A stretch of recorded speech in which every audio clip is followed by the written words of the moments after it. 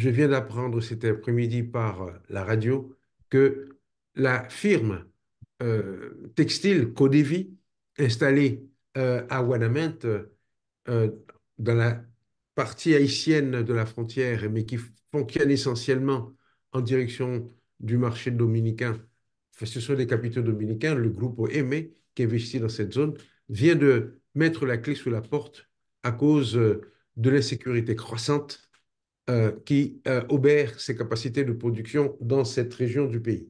Or, il s'agit de l'une des rares euh, zones de production industrielle dans cette partie de notre territoire. Donc, crise économique, crise politique. Vous n'êtes pas sans savoir que depuis le mois de juillet 2021, le pays n'a plus aucune autorité légitime, euh, ni au niveau de la présidence, ni au niveau de la primature. Il n'y a plus de Sénat, il n'y a plus de Chambre des députés. Enfin, le pays connaît une crise sociale aiguë liée à l'activité mortifère des gangs qui, je le rappelle encore tout à l'heure, ont causé plus de 5000 morts dans notre pays. Ça, c'est, pourrait-on dire, le tableau tel qu'il se présente à nous par l'actualité, tel qu'il se présente à nous par les réseaux sociaux, par les rumeurs, et etc. Et pourtant, et pourtant, c'est le paradoxe de la situation, notre pays est entré dans l'histoire par un coup d'éclat. Pour paraphraser Aimé Césaire, on dit que Haïti, c'est le pays où la négritude s'est mise debout pour la première fois. Et au vu de la citadelle La Ferrière, force est de convenir qu'il y a dans la longue durée, même si notre existence ne remonte pas à plus de 500 ans sur cette partie de territoire humain, mais disons que par le caractère solennel de ce monument et aussi par l'idée que ceux qui l'ont construit furent dans leur vie esclaves, puis se sont libérés à la force de leurs bras et ont juré de ne plus jamais perdre cette liberté. C'est donc symboliquement parlant, mais aussi architecturalement parlant, un exploit digne d'intérêt. Et c'est pour cela que lorsque vous m'aviez imposé ce sujet en parlant, évoquant donc la valeur spécifique de Haïti au regard de l'histoire, on peut dire que aucun intellectuel, aucune personne pensant aux choses de la politique en, en profondeur ne peut ignorer et ne peut si vous voulez, cesser de réfléchir sur l'apport spécifique de ce pays à l'histoire universelle. Alors, cet apport spécifique, nous pourrions le résumer à un personnage, Toussaint Louverture, dont la geste, dont la trajectoire personnelle, mais également dans l'engagement politique, sont à l'image, justement, de tout un pays, de toute une nation. Toussaint entre dans l'histoire comme celui qui a vaincu les trois empires pour affirmer face au reste du monde, par une constitution solennelle, l'abolition de l'esclavage comme un acte, on va dire, contraire au principe d'humanité. Il a vaincu les trois empires, c'est-à-dire d'abord l'Espagne, pour le compte de la France, l'Angleterre, qu'il chassa du territoire en 1798, et enfin la France elle-même, puisque, né dans l'esclavage, Toussaint va finir calife à la place du calife, c'est-à-dire dans la position de, de décider du destin de ceux qui furent non seulement ses collègues dans la servitude, mais de ceux qui furent également ses maîtres. C'est l'inversion des valeurs, c'est l'inversion du rapport hiérarchique que cet homme instaure par sa geste personnelle et que Haïti, justement, a instauré dans les relations internationales pour dire en quelque sorte que, contrairement à l'adage selon lequel Constitution c'est papier, baïonnette c'est fait, contrairement au principe selon lequel les principes les valeurs ne valent rien par rapport à la force et par rapport à la puissance de feu, Haïti a donné la preuve de la possibilité de vaincre, même en étant dans une situation stratégiquement ou tactiquement inférieure par rapport à l'ennemi. C'est-à-dire, ici, ce n'est pas la foi qui soulève des montagnes, mais ce sont les valeurs, ce sont les principes de liberté, d'égalité, de fraternité qui ont traversé ce corps social, qui ont traversé justement toute la geste héroïque de ce pays, qui impose le respect et qui fait que nous ne pouvons pas regarder Haïti comme un pays quelconque dans la Caraïbe, comme un pays quelconque dans l'hémisphère occidental. Ce que je voudrais considérer avec vous pendant ce petit laps de temps que nous avons passé ensemble, c'est d'abord comment est-ce qu'on en est arrivé là et nous poser la question de savoir est-ce qu'il y a des motifs d'espérer. J'ai envie de vous répondre tout de suite. Oui, il y a des motifs d'espérer à condition de comprendre d'abord pourquoi nous en sommes arrivés là. Pourquoi en sommes-nous arrivés à cette crise environnementale?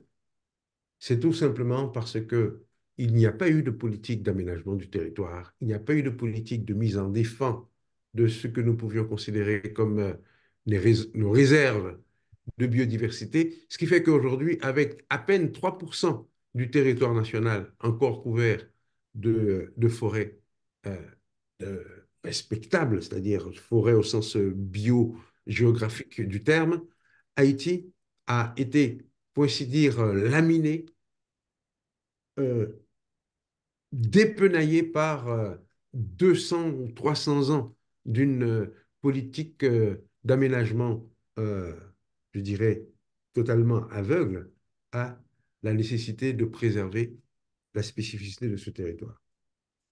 Sur le plan économique, politique et social, je pense qu'il s'agit d'une crise organique à l'intérieur de laquelle le politique, l'économique et le social sont totalement liés. C'est pour ça que je ne vais pas faire une analyse séparée de chacune de ces rubriques, mais dire que depuis une trentaine, et peut-être même aujourd'hui depuis un demi-siècle, notre pays connaît un processus de, je dirais, double hémorragie, à la fois par la fuite des cerveaux, qui fait que on compte aujourd'hui dans les métropoles nord-américaines que sont Montréal, New York, Boston ou même la Floride, plus de médecins, plus d'architectes, plus d'avocats. C'est-à-dire, les forces vives du pays nous ont fui et ce qui reste à l'intérieur du territoire n'a pas les épaules suffisantes, n'a pas tout simplement les capacités numériques pour faire face véritablement aux défis. Et ceci est la conséquence, je dirais, d'un divorce profond qui s'est opéré entre l'État et la société, entre les autorités politiques et le corps social qui attend des services et qui attend d'être tout simplement encadré, et tout ceci ne s'est pas fait. Donc, disons, pour aller vite, qu'il y a une sorte de démission collective qui a conduit à une dégringolade vers l'inconnu de sur notre territoire. Et maintenant, y a-t-il des motifs d'espérer? Et que faire surtout? Qui est la question, je pense, fondamentale à laquelle il faut trouver réponse. Je pense qu'il faudrait trouver une réponse en 3 points. D'abord,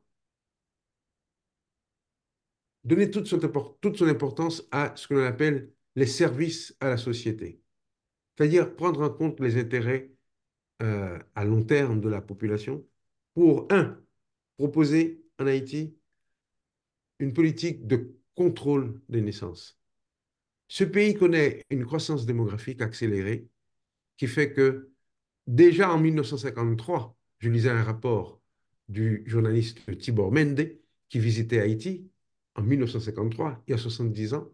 Il parlait déjà des risques de surpopulation pour Haïti. Or, entre-temps, la population qui était à l'époque inférieure à 5 millions d'habitants a pratiquement été multiplié par 3.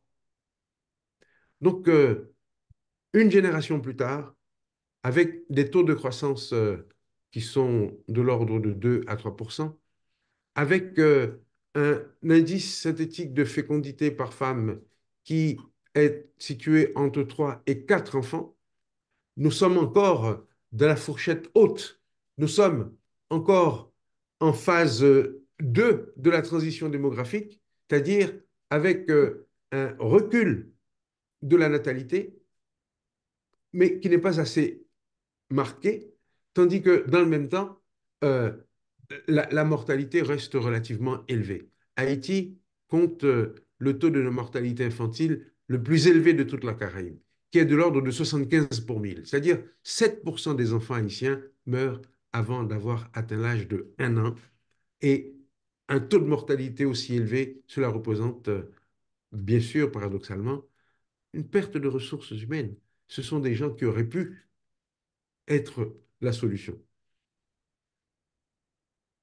Il faudrait aussi une politique de répartition équitable des infrastructures sanitaires et des infrastructures de santé.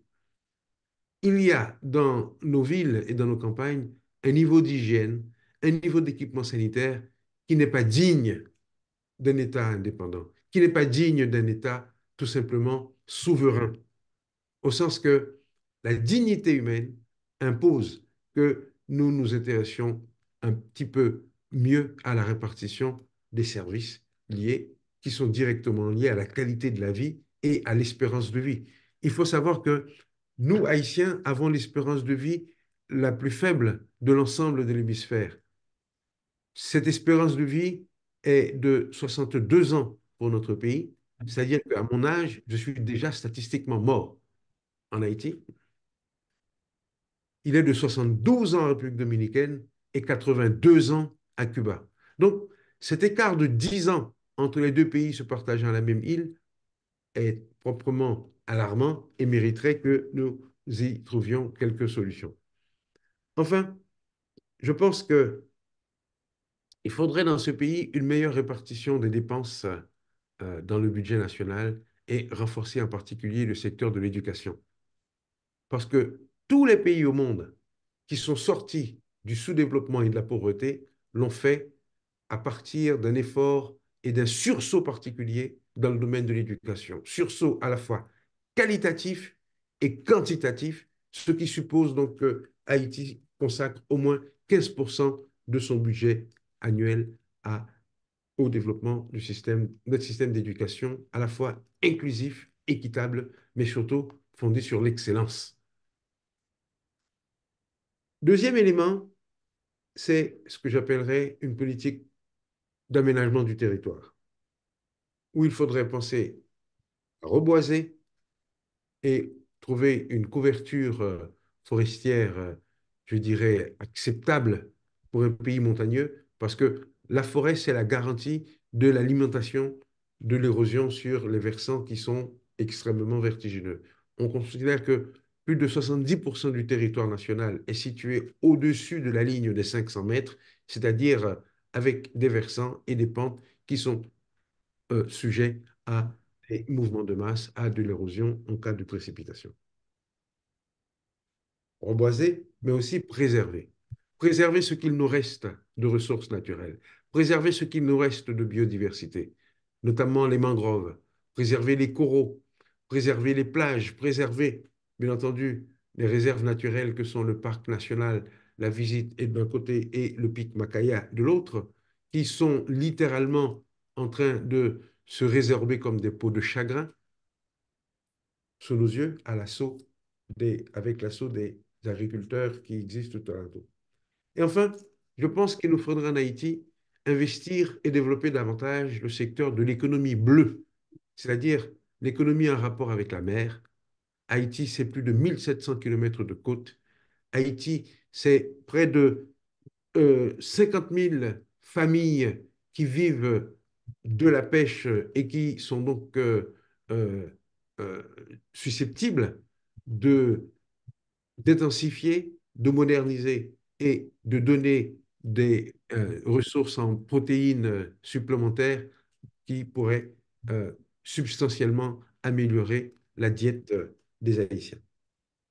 Enfin, troisième élément qui me permet de répondre à un aspect sensible de l'interrogation que m'a proposée Roosevelt Bellevue, c'est la question très stratégique. Sur le plan stratégique, je pense qu'il y a trois volets importants.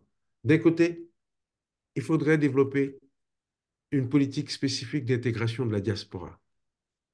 Quand je dis de la diaspora, cela veut dire de tous ceux-là qui, euh, après avoir fui le pays, sont en train aujourd'hui de servir euh, chez le voisin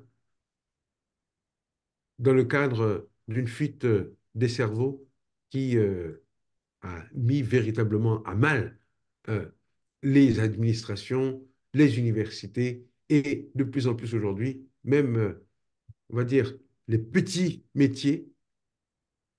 Difficile aujourd'hui en Haïti de trouver des artisans véritablement qualifiés parce que tous ceux qui étaient en exercice dans le pays, dès qu'ils ont pu, ils ont fui, soit pour aller travailler en République dominicaine pour des meilleurs salaires, soit tout simplement à travers ce qu'on appelle aujourd'hui le programme Biden pour partir aux États-Unis.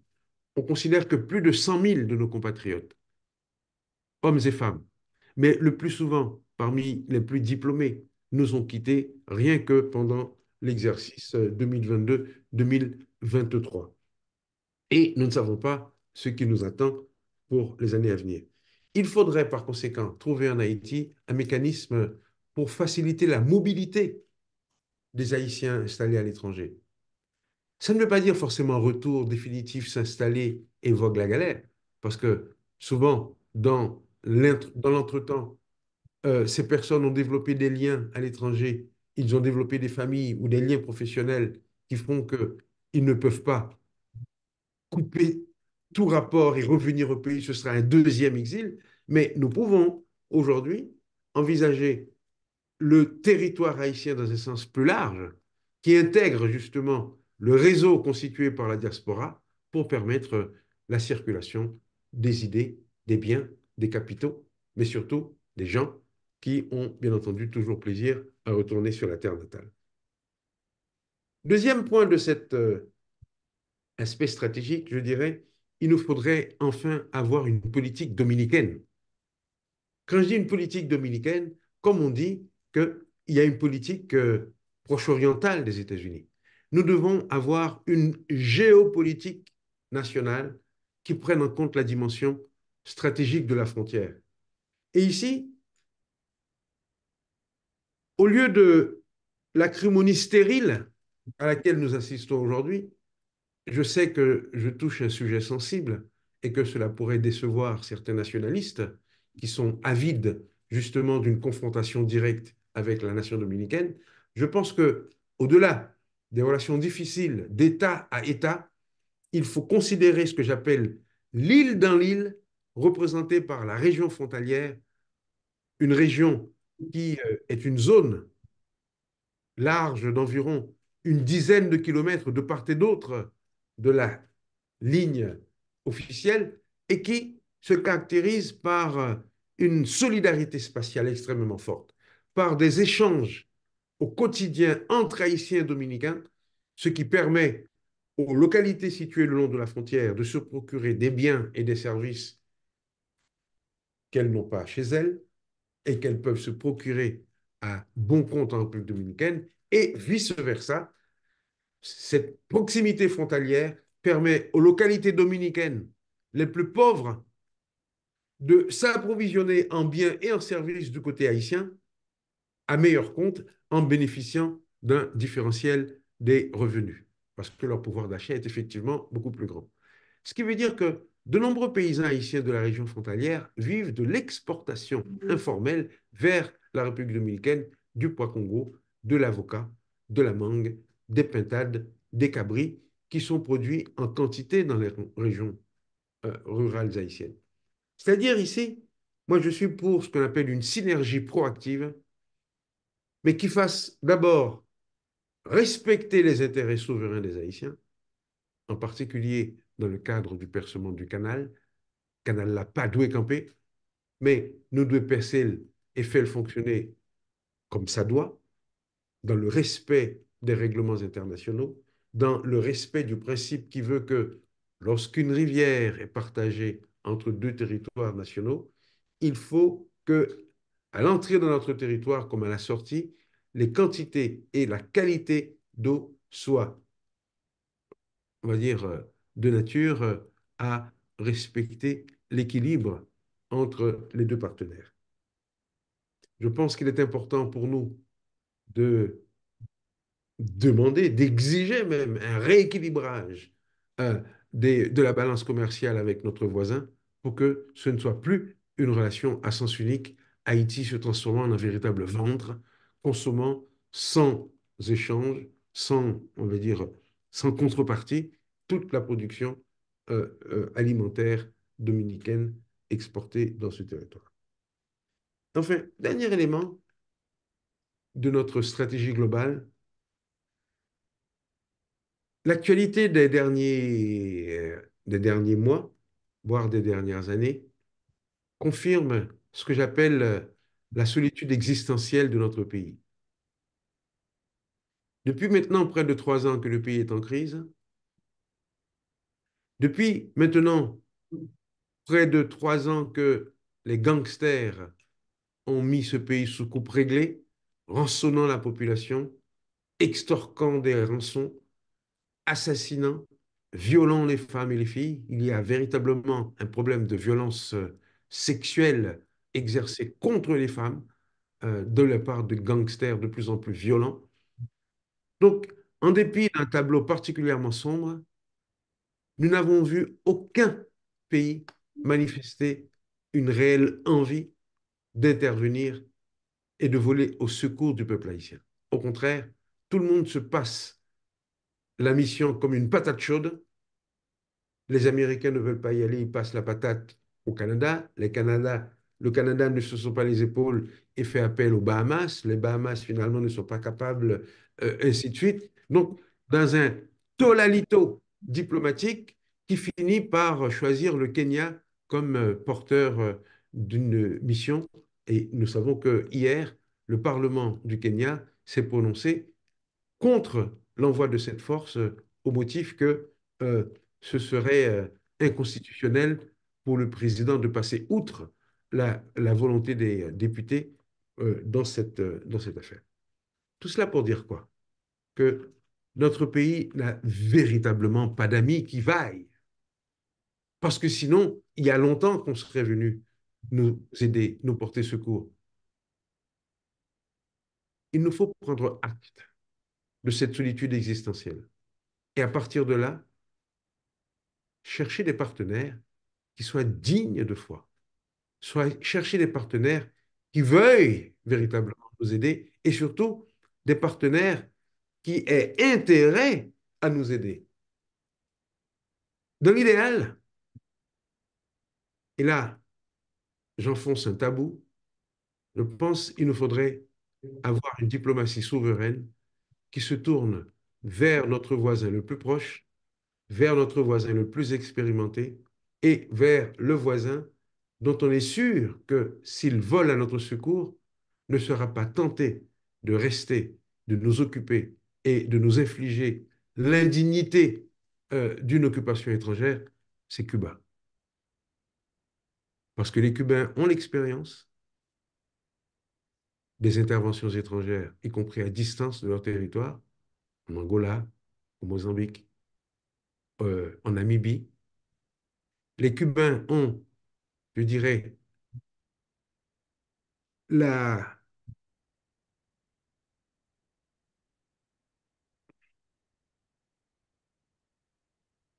je pèse mes mots, hein,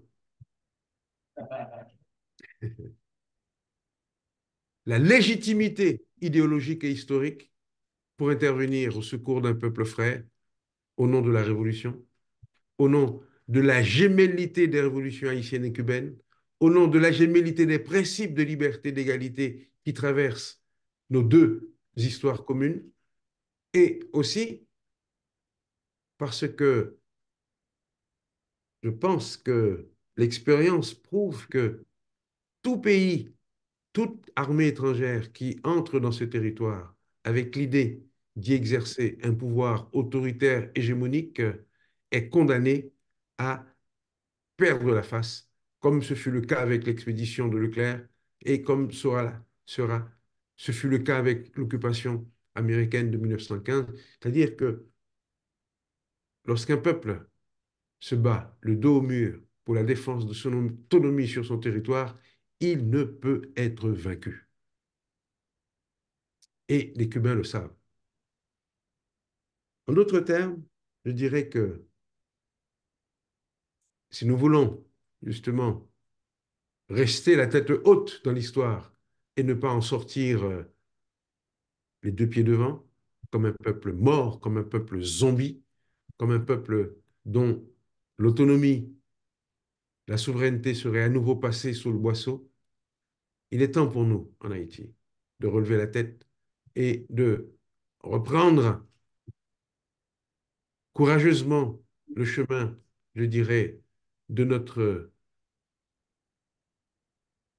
liberté, en définissant une politique étrangère autonome, en définissant une feuille de route contraignante pour la nouvelle équipe qui prendra les rênes de ce pays, et surtout en remettant le souci du service public dans l'ADN de l'État et du gouvernement pour dire que le citoyen d'abord, les services d'éducation, de santé, de distribution d'eau et bien entendu, avant toute chose, la sécurité civile qui facilite la circulation, qui facilite les échanges et qui surtout respecte la vie.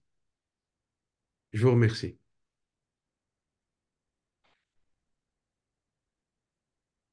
Nous, en tant qu'institutionnel théorique, et je pense que vous peut-être accompli. Théodat, est-ce que vous avez Théodat, attendez. Alors, j'ai un petit problème, je n'entends pas très bien les Est-ce que questions. vous avez une pour Est-ce que vous avez une Allô? Est-ce que vous arrivez à entendre? Kunyam Dando, très bien. Eh bien. Et m'attendez aussi une question, si vous avez des questions, une question pas trop compliquée, parce que je peux que les dominer dans une du matin, au Gloire. Est-ce qu'il y a une question que peut-être vous pouvez répéter?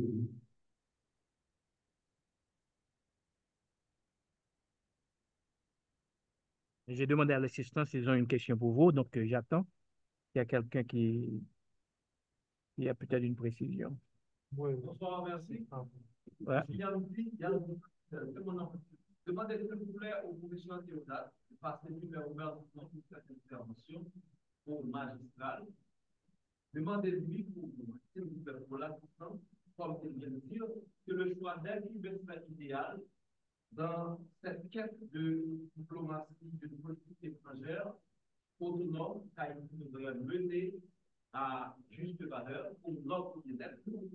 Est-ce qu'à son avis, Haïti et ses élites existent encore? Est-il encore possible, quand nous savons tous que ce territoire, selon les indices, ne nous appartient plus? Haïti ressemble pour cette défi comme un territoire habité, comme un territoire qu'on nous lègue. Mais bien entendu, cette lègue, si je peux le dire ainsi, cet héritage, on nous a enlevé cet héritage depuis jadis. Donc, je ne sais pas de temps, plus de 10 qu'Haïti appartient désormais aux Américains. Si l'on considère les indices, est-ce que ce pays existe encore pour nous? Est-ce que nous avons vraiment la latitude de faire des choix selon ce que nous faisons? C'est ça ma question. Et, Théodat, je ne sais pas si vous avez entendu? Alors, si j'ai bien compris, si me bien comprendre, non, non, question, hein, euh, on me demande, est-ce que nous sommes encore libres? Est-ce que nous avons encore la latitude pour décider d'une politique étrangère autonome? C'est ça? C'est ça. Ouais.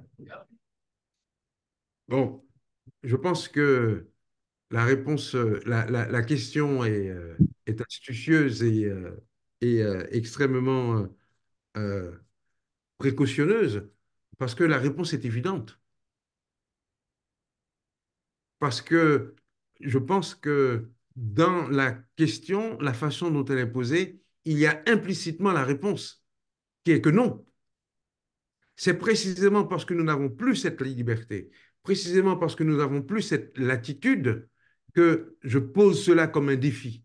Et je suis tout à fait d'accord avec vous. Notre pays a perdu, je dirais, euh, les, les, les moyens de décider de son propre destin depuis il y a au moins 30 ans. Mm.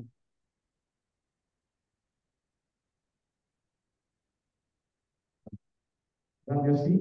Pak koneksi kita perlu question parce que vous savez aujourd'hui et nous voulons mal remettre là parce que c'est un petit peu plus donc passer directement de votre point Delhi.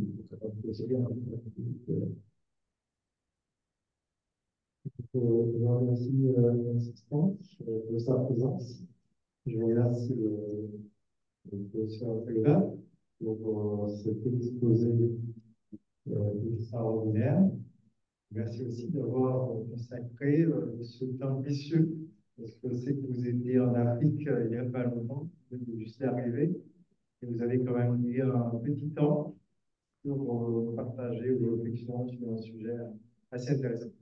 Donc, je tiens à préciser que cette soirée a été conçue dans le but de, de féliciter, de remercier et d'encourager un ensemble d'Haïtiens qui sont à l'étranger et qui ont un parcours hors du commun et qui traduisent pour nous un sentiment de fierté.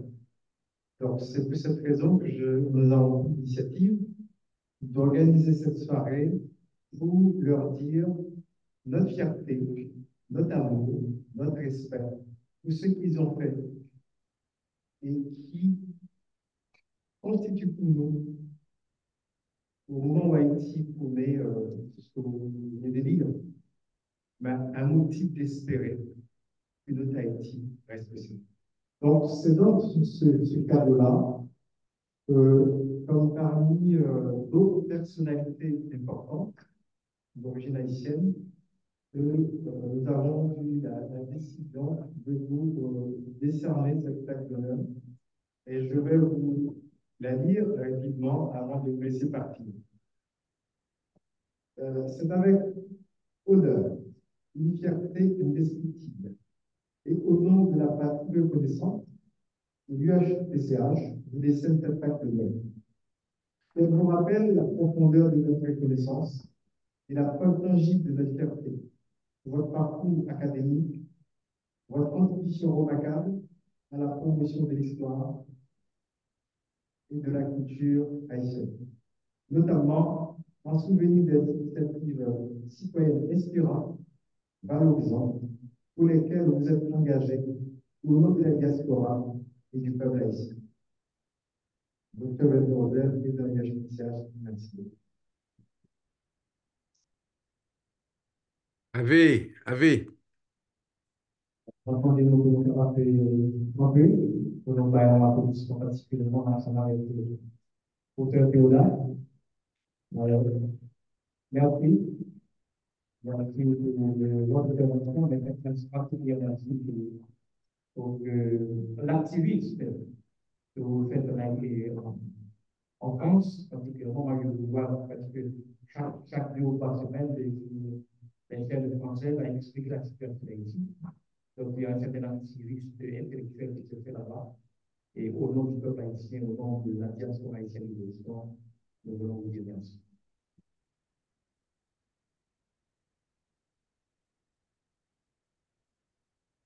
Merci, merci infiniment. Je suis vraiment très touché, très ému.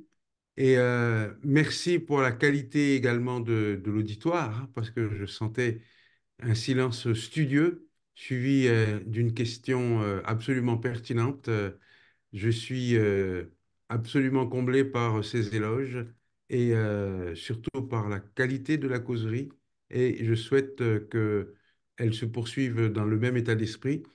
Moi, malheureusement, je vais devoir vous quitter parce que Il est 1h30 du matin à Paris. Là, c'est déjà demain pour moi. Et j'ai encore une grosse journée qui m'attend demain. Donc, merci de tout cœur encore et de tout cœur avec vous. À bientôt. Bye bye.